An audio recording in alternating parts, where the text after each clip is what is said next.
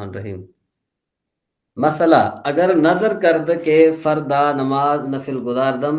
گزارم یا روزہ دارم پس حائدہ شد قضا لازم آیت۔ کہتے ہیں کہ اگر کسی عورت نے نظر مانی کہ صبح میں نفل نماز پڑھوں گی یا روزہ رکھوں گی، پھر وہ حائضہ ہو گئی تو اس پر قضا لازم ہو جائے گی۔ مسئلہ نفل نشستہ خواندن بے عذر باوجود قدرت بر قیام جائز است۔ کہ بھئی کسی آدمی نے بیٹھ کر نفل نماز پڑھے بغیر عذر کے، کوئی قیام پر قدرت کے باوجود، تو اس کے نفل پڑھنا جائز ہے، لیکن نشستہ بے عذر خواندن ثواب یک درجہ دارد۔ لیکن بیٹھ کر بغیر عذر کے پڑھنا ایک درجے کا ثواب رکھتا ہے، وہ ایستادہ خواندن دو درجہ، اور کھڑے ہو کر نماز پڑھنا 2 درجہ ثواب رکھتا ہے۔ وہ اگر ایستادہ شروع کرد اور اگر اس نے کھڑے ہو کر شروع کیے، وہ نشستہ تمام کرد ہم جائز است۔ کہتے ہیں بیٹھ کر نماز پڑھے گا نا، پھر بھی جو ہے وہ جائز ہو جائے گا، لیکن با کراہت، لیکن یہ مکروہ ہوگا، مگر بعذر ماندگی، مگر کہ بھئی محتاجی کی وجہ سے، ٹھیک ہے، وہ ہم جائز است اور بھی جائز ہے بسبب ماندگی تکیہ بر دیوار کردن، کہ بھئی بھروسہ کرنا یعنی ٹیک لگانا کسی دیوار پر کسی محتاجی کی وجہ سے بھی جائز ہے۔ مسئلہ نفل گزاردن بر اسپ یا شتر یا مانند آن خارج مصر جائز است۔ کہتے ہیں نفل ادا کرنا گھوڑے پر یا اونٹ پر یا اس کی مثل شہر سے باہر جائز ہے، اشارے کے ساتھ رکوع کرے گا اور رکوع اور سجدہ کرے گا جہاں اس کی سواری روح کرے یعنی منہ کرے۔ مسئلہ اگر شروع کرد بر اسپ، کہ بھئی اگر اس نے نماز شروع کی کس پر؟ گھوڑے پر، پس بر زمین آمد، پھر وہ زمین پر نیچے آیا، ہما نماز با رکوع و سجود کند تمام کند، وہی نماز جو ہے رکوع اور سجدے کے ساتھ پوری کرے گا۔ مانزد ابی یوسف نماز از سر گیرد، حضرت امام یوسف رحمہ اللہ کے نزدیک نماز از سر 9 پڑھے گا۔ وہ اگر بر زمین نماز شروع کرد اور اگر اس نے زمین پر نماز شروع کی، پستر سوار شد، پھر سوار ہوا، نماز با اتفاق باطل شد، اس کی نماز با اتفاق باطل ہو جائے گی، بنا نہ کند، وہ بنا نہیں کرے گا۔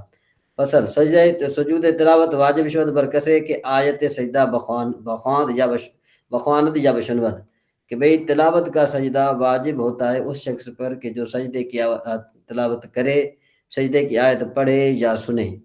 اگرچہ قصد شنیدن نہ کردہ باشد، اگرچہ سننے کا اس نے ارادہ نہ ہی کیا ہو۔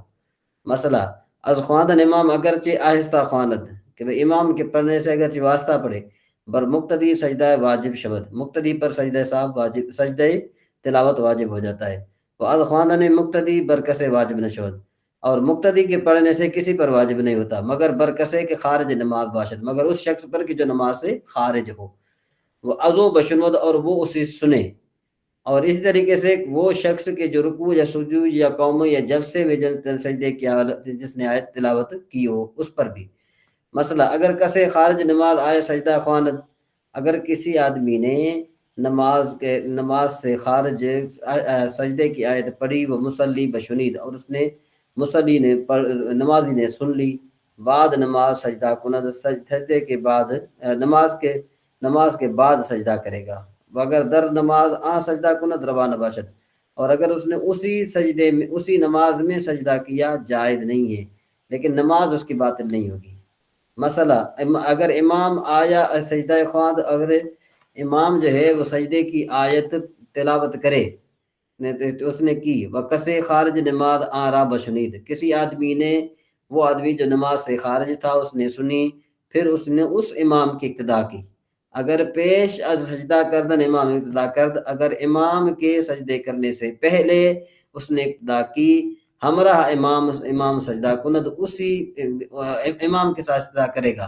اگر بعد سجدہ کردن امام در ہما رکعت داخل شد، اگر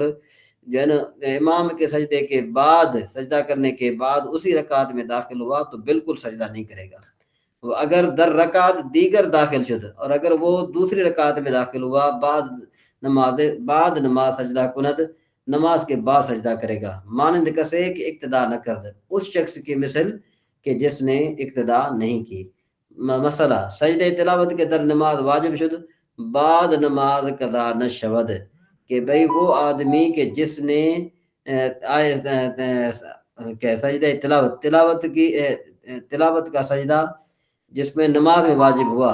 ٹھیک ہے نا جی، جس پر نماز میں سجدہ تلاوت واجب ہوا نا، وہ شخص جو ہے نا نماز کے بعد اس کی قضا نہیں کرے گا۔ مسئلہ اگر کسی آئے سجدہ خارج نماز خواند، اگر کسی آدمی نے نماز سے باہر تلاوت کی وہ سجدہ نہ کرتا، اس نے سجدہ نہیں کیا تھا، پس در نماز شروع کر دے، پر نماز میں اس نے پر کیا ہے، پس در نماز شروع کر دے، مطلب یہ کہ نماز میں اسی آیت کو پڑھا، وہ بعد ہما آیت خواند، اور پھر اس نے وہی آیت پڑھی، ٹھیک ہے جی، یک سجدہ کفایت کند، ایک ہی سجدہ کفایت کرے گا۔ اس لیے رمضان شریف میں یہ کہا جاتا ہے کہ بھئی جو سجدہ آئے نا، جو سجدہ آئے، تو وہاں پر یہ امام صاحب یہ اعلان کرتے ہیں کہ بھئی اگر تو کسی نے اس سے پہلے اگر کسی نے یہ آیت سنی ہو یا کچھ بھی کیا ہو تو اس کی نیت کر لے، تاکہ جو ہے نا اس کی ادا ہو جائے، ٹھیک ہے جی۔ پس کیا کہتے ہیں اس کو، اگر سجدہ کرد پس در نماز شروع کرد، اور اگر اس نے سجدہ کیا پھر نماز شروع کی پھر وہی آیت پڑھی تو دوبارہ سجدہ کرے گا۔ مثلا اگر شخص در مجلس یک آیت سے سجدہ بارہا خواند، کہ بھئی ایک شخص نے ایک مجلس میں کئی یعنی ایک سجدہ آیت کو جو شاید کئی بار پڑھا تو اس پر ایک ہی سجدہ کفایت کرے گا۔ اگر آئے دیگر خواند، یا اس نے کیا دوسری آیت پڑھی، یا مجلس دیگر شد، یا دوسری مجلس میں چلا گیا، تو سجدہ دیگر کند، تو دوسرا سجدہ کرے گا۔ مجلس کا مطلب یہ ہوتا ہے کہ ایک جگہ چھوڑ کر دوسری جگہ جانا، ٹھیک ہے نا جی۔ تو اگر مجلس تلاوت کنندہ متحد است، جی، اور اگر جو ہے تلاوت کنندہ کی مجلس ایک ہے، یعنی جو تلاوت کر رہا ہے وہ ایک جگہ پر بیٹھا ہے، وہ مجلس سامع غیر متعدد، اور جو سامع کے جو مجلس ہیں وہ غیر متعدد، تو بر تلاوت کنندہ یک سجدہ واجب شود، کہ بھئی جو سننے والا ہے، جو تلاوت کرنے والا ہے، اس پر ایک سجدہ واجب ہوگا اور سامع پر 2 سجدے۔ اور اس کے عکس، یعنی اگر مجلس سامع متحد ہو، سامع کی مجلس متحد ہو، نہ کہ تلاوت کرنے والے کی متعدد ہو، تو پھر کیا ہوگا کہ اس کا مطلب یہ ہوگا کہ پھر جو تلاوت کرنے والا ہے اس کی وہ سجدہ کرے گا۔ مسئلہ کیفیت سجدہ آنست کے بعد شرائط نماز تکبیر گویاں بسجدہ رود، کہ بھئی سجدے کیفیت یہ ہے کہ وہ نماز کی شرائط کے ساتھ تکبیر کہتے ہوئے سجدے میں چلے جائے، اور تسبیحات کہے و تکبیرہ گویا، اور تکبیر کہتے ہوئے سجود سے سر اٹھائے، اور و تحریمہ و تشہد و سلام در سجدہ تلاوت نیست، تکبیر تحریمہ، تشہد، سلام یہ سجدے تلاوت میں نہیں ہے۔ مسئلہ مکروہ است کہ تمام سورہ خواند، کہ بھئی مکروہ ہے کہ یہ ساری صورت پڑھے و سجدہ آیت نہ خواند، اور سجدہ آیت نہ پڑھے، یہ بھی مکروہ ہے۔ بابا عکس مکروہ نیست، اس کے عکس مکروہ ہے، کیا مطلب کہ بھئی ایک دو آیت سجدے کے ساتھ ملائے تو یہ کیا ہے کہ بہتر ہے، اور بہتر یہ ہے کہ سجدہ آیت جو ہے یہ آہستہ پڑھے، تاکہ سامعین پر سجدہ واجب نہ ہو۔ جی ٹھیک ہے سفیان صاحب؟ جی حضرت بالکل۔ اچھا، آج آپ